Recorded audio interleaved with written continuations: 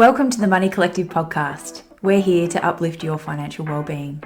Your hosts are me, Mel Pierce, and Darlene Yu. We are the co-founders of the Money Collective, and together we have over 50 years of finance and banking experience. We provide the tools, information, and guidance to better understand your money and feel confident making money decisions. Hey, how you doing? Yeah, good. Welcome back to the podcast, Darlene. Yes, uplift your financial well-being with the Money Collective. That's right. Welcome to all of our listeners. We're very excited to be here once again. And we love to do it. And I was saying to someone the other day, I think we love it. We love it a lot because it's us. But, it's very therapeutic. It's nice to talk about stuff out loud that we might all be thinking. Oh my God, I do that all the time. So I've been listening back to our podcast and I just think obviously that I love listening to us. Yeah. For some reason. Maybe because I'm a narcissist. I don't know. Possibly, but we're going to get to that later in today's episode. Maybe I'm egotistical, but I think it's what you just said. It's therapeutic. Yeah, it is therapeutic. I really do. Yeah. Hearing the continuous issues I have with my money, it makes me feel like for some reason that it's not even me that I'm listening to and that I'm just getting really good advice for myself. You're someone. I know, right? When I listened to it in the car, I thought, who are those people? Yeah. And so it really helps. And I think we are just talking about those things that are obviously helping us in our personal lives, but hopefully very relevant to you in your life as well, so that you can get those therapeutic benefits as well. In the meantime, we'll just keep working on doing our own therapy in these podcasts. We will. And hopefully, that's right. All the stuff that we talk about is everyday stuff that we're all going through and is linked to financial well-being, and hopefully it's relatable to some of you as well. You get some benefit out of it. Just trying to break down all of those, taboos that we think about money and the things that we never say. Yeah. We just want to say them. Exactly. Yeah. Yeah.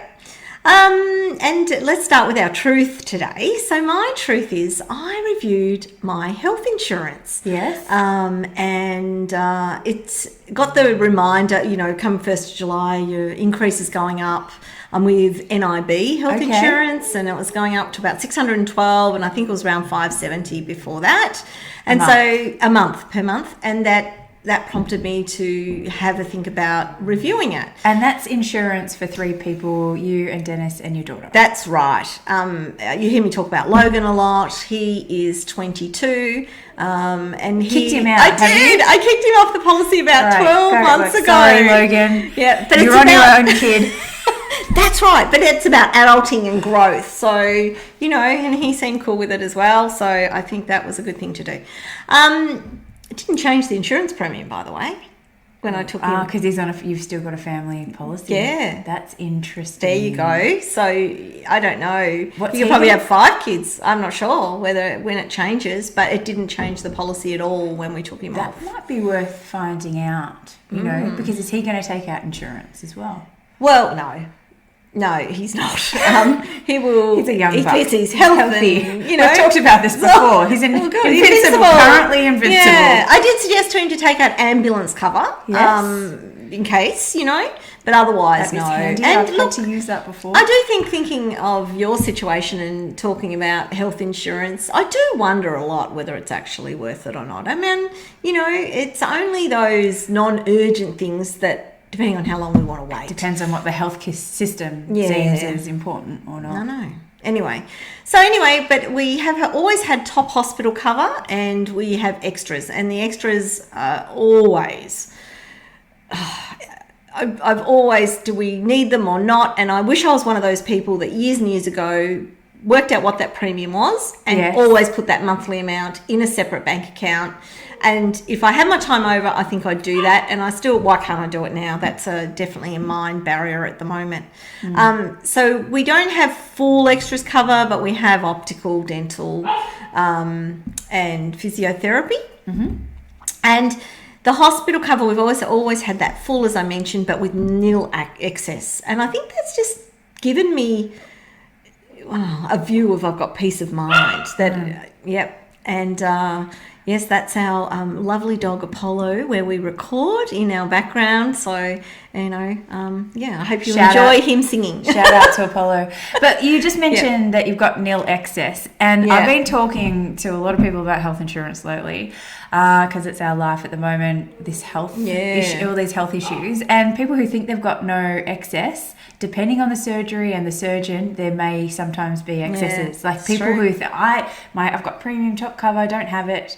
But it's false peace of mind, isn't it? Sometimes it's false peace of mind. And I think that's the same for many types of insurance policies. And I think it's also why people don't claim sometimes, because it's all confusing and you don't know what's what, or you think you're covered, and then at the end of the day you've been paying these premiums and you're not covered, or they're still out-of-pocket expenses. True.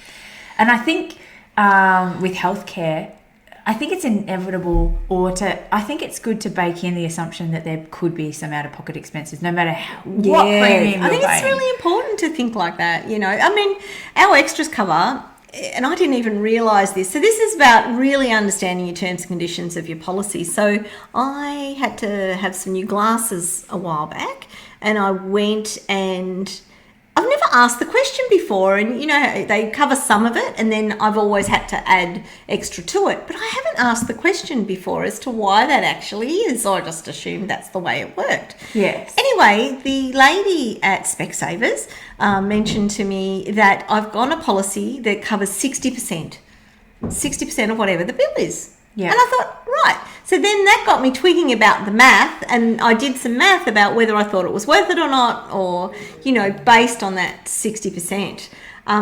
So that's really interesting. So I would absolutely know your terms and conditions, and I know you can't think of every situation that might occur, but some of those common ones, actually look to see if it's worthwhile and do some math. Anyway, I reviewed it. The hospital cover premium, I put a $750 excess on it. Mm-hmm. Did you increase it?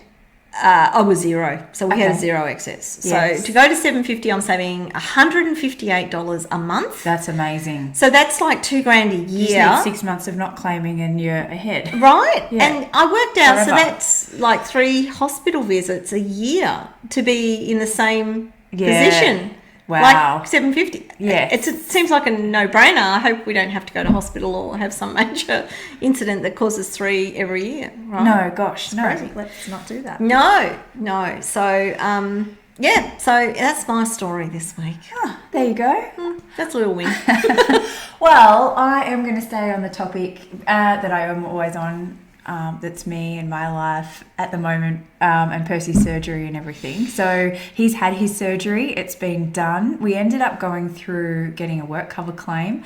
Not sure if I've mentioned that before on the podcast, which is great. Just means that when I dropped him off, I got an invoice for $0. Oh, I love that. I did like that, not having a $20,000 invoice. And that was a friend of ours who suggested to put a work cover claim in and see how you go. Sorts of things we sometimes forget. And do you know, actually, on that, sorry to interrupt, but things like when you do have, say, an incident at a sports club, a lot of sports, you pay a premium. You're paying your insurances, aren't you? So, reminded me, I had a friend that hurt her knee on the tennis court, and the actual club had insurance, and she didn't have to pay for anything for her knee surgery. Yes. So, I think sometimes we do forget about all that. All the extras, I wouldn't have thought that too. So it's lucky that somebody said that to us. But if anybody's worried about Percy, he's doing great in recovery. That's most important. Hi, Perce. Glad you're recovering, up and about. Right. Yep. But other than that, so that means he is off work for 3 months. That has started, and I have budgeted the crap out of our life, as you know, to an inch of our lives. We're all loving it. Actually, we've adjusted really well to a new normal, and I don't think I'll ever go back to how I used to spend. And I have set up and automated our entire system to cover us for the next 3 months. And then also when he goes back to work and starts earning again, I'm going to set up our systems again, because we're on a bare minimum at the moment. So we've got no extra going into our superannuation. We're not paying anything extra off our home loan. We are just like paying the minimum off everything. And I've got a system set up. He's self-employed, to go into his account to maintain his business expenses. He's got some asset finance in there to make sure that those happen. I've projected the whole thing out, and and we're going on the holiday. Didn't have to cancel that, which is great news. That's happening in 4 weeks. It's happening. Oh my gosh, it's so close to me. I think about it every day. Yeah, so, and I feel really good about my budgeting around that. I've got all the money ring fenced for that into a separate account. So I actually feel for this particular stage cruising. Oh my gosh. I don't feel stressed. Yeah, and I can say, like, Mel, I reckon right now you're the least stressed I've ever seen Well, you. going on holiday soon. I'm going to Disneyland. No, but it's even though, you know, all the budgeting, Kirsty's had an operation. That's right. You know, all the things that have happened in the last couple of years. But oh my gosh. Yeah, well, like I keep saying, I'm glad I hang out with you all the time because I take all the advice and I implement. Oh. Do you know, I was thinking about this the other day actually, and I think the best way in life is to do it's one step at a time. If you're trying to do everything at once to improve our life or, you know, healthier living or whatever the thing is, you just can't. But if you focus on one thing and however long it takes, nail that thing. Yes. And then you've got headspace to actually work on the next thing that's most important to you. Yeah. And so on. Yes. Those life changes. And I think that it's no different to back in money world, compounding and you know, that is what we are all about. Whatever you do over time has a compounding impact. It will. It's no different to life. Yeah. No, absolutely right. Yeah. So that's why I also started wall Pilates. So now you're up to Pilates. Oh, yeah. I'm like, I don't want one of those hip problems in my future. Oh, yeah, right. Solving that one. That's it. Yeah. There we go. Yeah, that's fabulous. That's us. And today what we want to talk about is narcissism. Yes. So, what is narcissism? Maybe start with a definition. Well, let's go to Dr. Google again because that's our favourite. The definition is selfishness involving a sense of entitlement, a lack of empathy, and a need for admiration as characterising a personality type.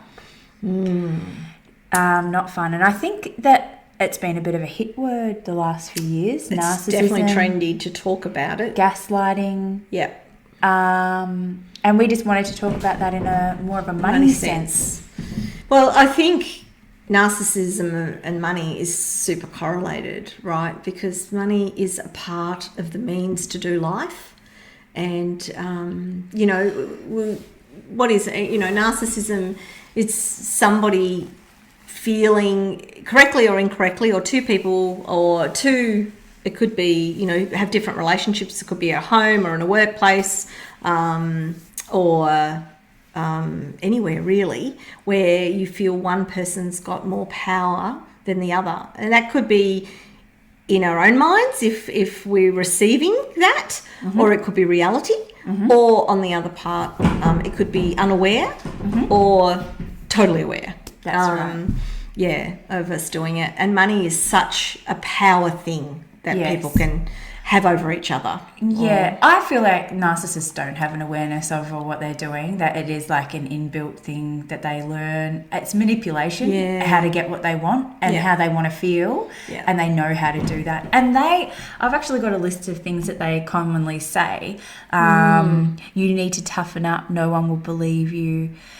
You're not intelligent, it's not a big deal. That's all gaslighting type stuff. It's like where you push it back onto the other person. And that seriously could be their belief. Being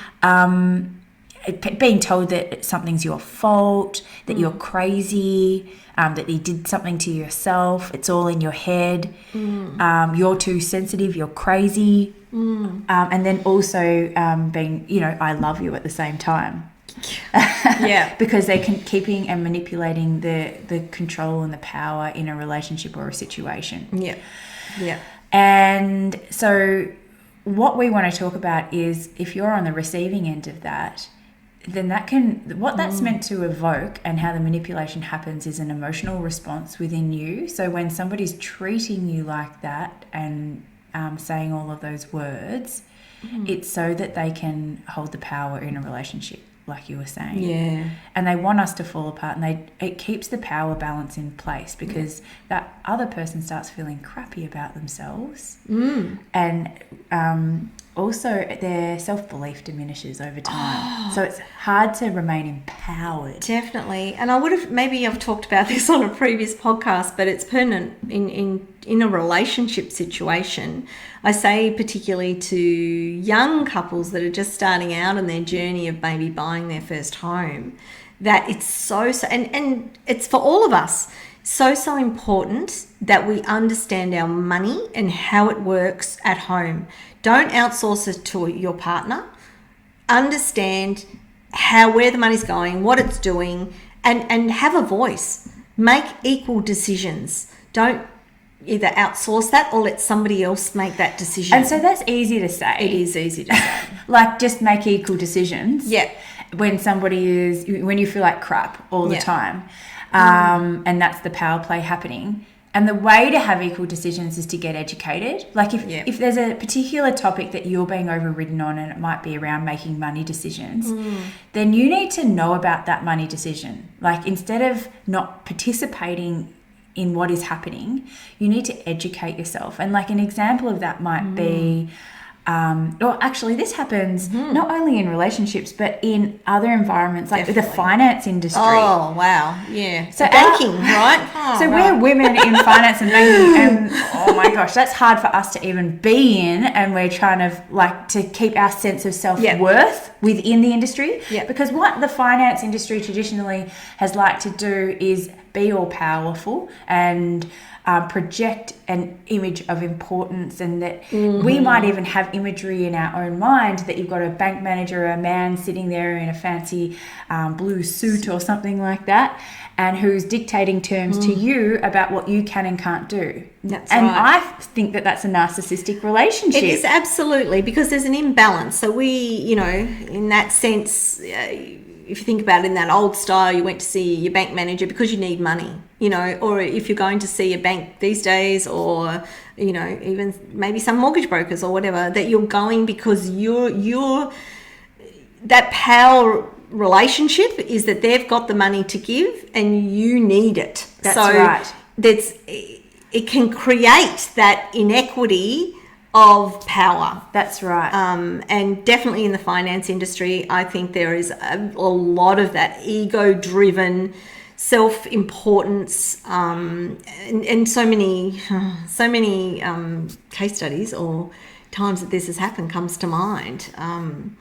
Where people getting dressed up to go and see the bank, or having a speech ready to say. Yes. But what we need to do, no matter what the relationship is, if there's that power imbalance, is to educate ourselves, is to understand how the system works. And if it doesn't, like in that home loan situation, if you're going to see a mortgage broker or a banker or somebody, you need to be able to ask your questions firstly to that person. If that person is coming back to you and they're not answering your questions or making you feel like you're stupid or diminishing the situation, because it's a very big financial decision that you're making, then you need to maybe leave that situation. Yeah, and definitely. find somebody else who's not going to treat you like that. Yeah. Don't feel... Look, at the end of the day, if it's that home loan example, if you're seeking money, you're a customer of the person that you're seeking it of. So if you can change your mind thoughts, that gives you, actually, being a small business owner and having customers, it should be the other way. The customer. And in fact, everything should be equal. We're all human. But that's where we should be going. Yeah, but we're not, right? So, but in that sense, you're the one that is, they're providing a service, that they get paid for. You should be entitled to ask all the questions you need to ask to get comfortable with what you want to do. After all, in a big transaction like that, you're signing lots of paperwork. You're going to owe lots of money, and you need to repay that. So you need to get comfortable with whether you're happy with that or not. Don't outsource that to your partner or not. Make sure if you're sitting against a finance person, across the table from a finance person, make sure that you ask all the questions you need and do the research. And if you're not getting what you need, go somewhere else. Yeah. That's right. And it's not even just that one conversation. It's like all the follow-up conversations and all the way through, and even post-care support. So finding the right environment is really important. And look, this happened to me in another point of sale transaction. It wasn't to do with finance. I had decided to, my daughter wanted to go horse riding for her birthday, and I booked in a horse riding adventure. We were very excited about it. And I booked it in online. That was the only method of booking it in. And then I kept on looking online, and I found something closer and better and cheaper, closer to home. So I tried to cancel the horse riding adventure that I'd booked in, and I called them up and they said, no, sorry, we don't take any cancellations. It's online, no refunds, turn up, so sad, whatever. And I'm like, I tried to plead my case, and the guy, I was speaking to the owner of the business, would have none of it. So anyway, it wasn't resolved, and I committed to, we'll stay with that first choice. And I went and booked accommodation because it was pretty far away, and we went to set off on our little horse riding adventure, and I'm in the driveway. I thought I'll just double check that the confirmation, and I had a cancellation notice on my phone. And I called, so we'd booked all the accommodation, ready to go, and I called the guy, and he said, you wanted to cancel? I said, yeah, but we hadn't decided that. And he said, but there's nobody else turning up to that horse riding like it's on you now. Yes, on me. It was my fault. And I said, but you said there is no cancellations. So I'm coming. And then he's like, oh, okay, well, I'll put it back on. We start driving. We're 3 hours into the trip, and he calls me and he goes, I'm sorry, but I cancelled the person. And he just made it. And he's trying to give me a refund at that stage. But the lack of empathy, the no care in that situation, and I was visibly, I was emotionally upset. And then you felt... The way he was talking to me was like I was so stupid. And I was trying to say, I run a business as well. I don't treat people like this. And the absolute no empathy and for the whole situation. That's right. And I said, this could have been a fun experience, all of that. And every single interaction I had with this person was so awful. So I'll never go down there. Again, I can't remember the name of that business, but I might have shouted it out. And the thing is, I couldn't control my emotions in that situation. I think he wanted normal. Me to, and he kept on telling me to calm down and settle down. I actually think, though, showing your emotions is probably a really good first step, because I think what happens in our society with all these things that we encounter every day, I think they're happening every day around us, and mostly we might go into our shell and just accept whatever's happening to us. So I actually think by having that emotion, I really tried to stand up for myself. I'm like, be empowered, say what you think. Talk about the experience you're having right now so that they understand. But I kept being shut down and told I was like a stupid woman. But you had a reaction. I think actually that's like if I had to put those steps in order, like I think most of us would have just accepted what was being done and done it and moved on, versus at least you raised and made it uncomfortable enough to say, hey, this isn't right. I think that's a start, because it's all about awareness. If we can be aware in the moments that it's happening to us, and yes, maybe next time around, you might do something a bit different, but that's all about growth, I think, and learning. And because I think this is happening every day, all the time, and we've just got to think how we respond to it differently in the moment. That's where we've got to get to. So next time I would like to be less emotional and just kind of cut my losses, because the thing is, I couldn't change the outcome. And I think with narcissism, you are very rarely going to change an outcome of a situation. And that could be... Do you think? I don't know. I'd love to see it really over time. But I think that's because not enough people are arcing up when it's happening. If we can be more aware in the moment, and then that's en masse, and we all start challenging that and coming to the party, because we can only ever control our own behaviour, then maybe over time, it will, change. But it's a long haul. It's a really long haul, and we need to kind of make these decisions all the time, like whether we walk away from these challenges. Like, it depends. Like, you've got to kind of cut your losses sometimes. Of course you do. Yeah. You've got to find the right people. You don't want to have all that emotional energy into that thing. I mean, because that's, that's energy that you could have put somewhere else. That's right. And I think education is, if you're on the receiving end of that. But also, what if you're on the giving end of that? Like, because I think we can all kind of do that sometimes, like manipulate people. Yeah. It's easier to manipulate young people in particular. So we have to be very careful around that. With our children as well. Absolutely. I used to be very aware. Like, I realised I was doing that one day. There was a point in my life where I'm like, oh my gosh, I am literally controlling or manipulating to get what you want. Yeah. So bad. So we have to have that self-awareness that we're not doing this to other people as well. Yeah. Because that is obviously contributing to these situations. I think if we're real with ourselves, there would be cases in our lives for many of us, definitely me, where I'm doing that. And I just, like you said, we're all unaware. It's about really talking about these things, challenging these things and being, just change the way we act in these situations, talking about it, awareness. And then doing something, to do something differently. The other place it can happen, obviously, is the workplace. You've got an employer-employee relationship. Employer is getting paid to come to work every day. Again, I feel like it should be that mindset of more equity. After all, that business, needs good people. So we should be, treating, our people as equal humans. What is that power balance like in your workplace? Definitely.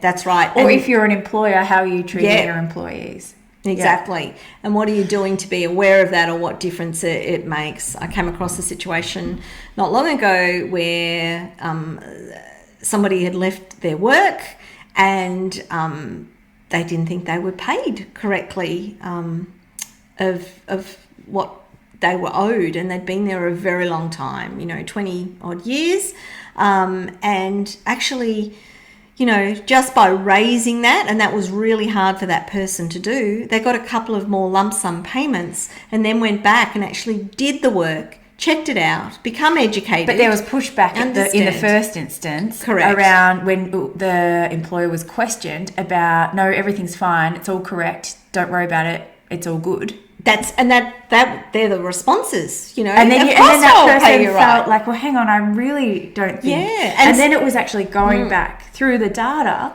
and working it all out.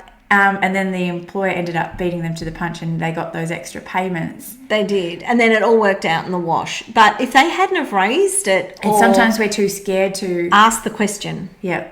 We should ask the question. Don't think there is no silly question, and we're worried about how people are going to react or behave. But at the end of the day, if you can take the emotion out, if we're curious, inquisitive, ask the questions that you're thinking in whether it's a finance meeting, for example, whether it's in your workplace, whether it's at home with your partner.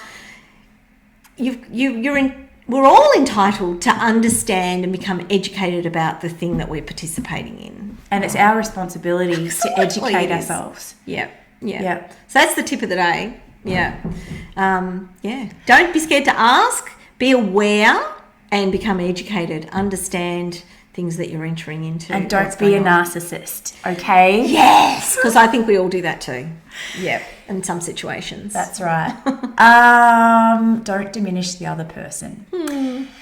Okie dokie. So that's our little rant for today. I'd been looking forward to that one. Yeah, yep. But we've just had a recent budget announcement, so 2024 budget. My question of the day comes from me, Darlene. What is your response to the budget? To the budget, yes. The federal budget. Oh my gosh.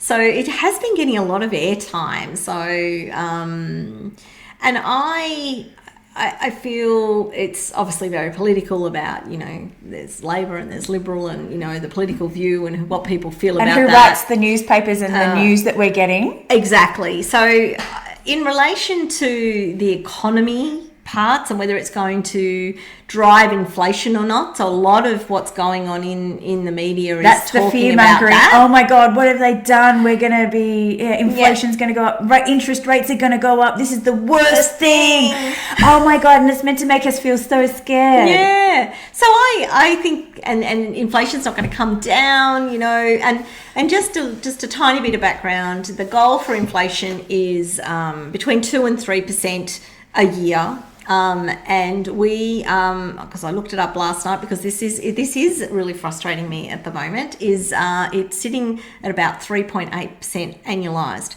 So our goal is 2 to 3%, and we are at 3.8. The way that it's being talked about, you'd think we were at 10. And then that view is what it's actually going to do. So I think there is fear mongering going on.